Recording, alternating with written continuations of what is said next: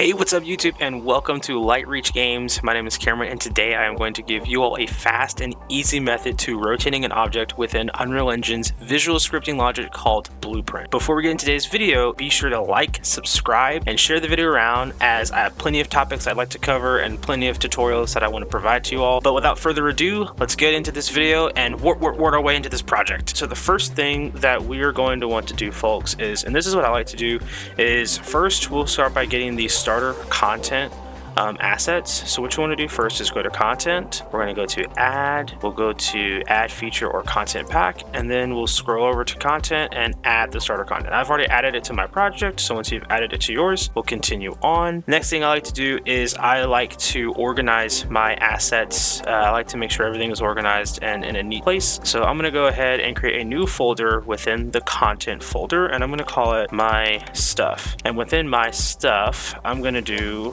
blueprints. So we're going to do blueprints, and in here this is going to house all of our blueprints, and we'll go ahead and select actor. So for actor, not going to have a big use in this case, so it'll just be actor that's placed in the world. We're going to do actor. I'm going to call it BP underscore, I'll just say object rotate. We'll do that.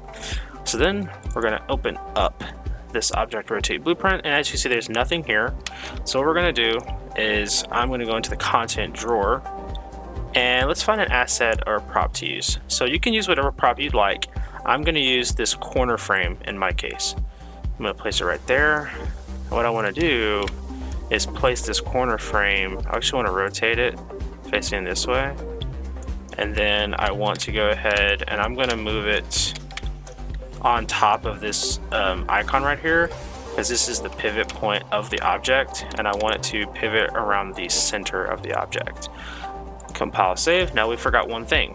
We need to add our rotating movement component. This is how we're going to make the object rotate, and then it's going to rotate on the Z axis. Now you can make it rotate on X, Y, or Z. You can actually unfold this tab right here, and it'll show you all the different transforms. In my case, we'll just keep it at the Z. We'll go ahead, compile, save, go back into our third-person blueprint map, and as you see, I've got two tables. I was doing a little bit of prototyping before this. I'll go ahead and place this object onto the table, and I'll kind of move it here in the center of the table. There we go. I'll turn it around 90.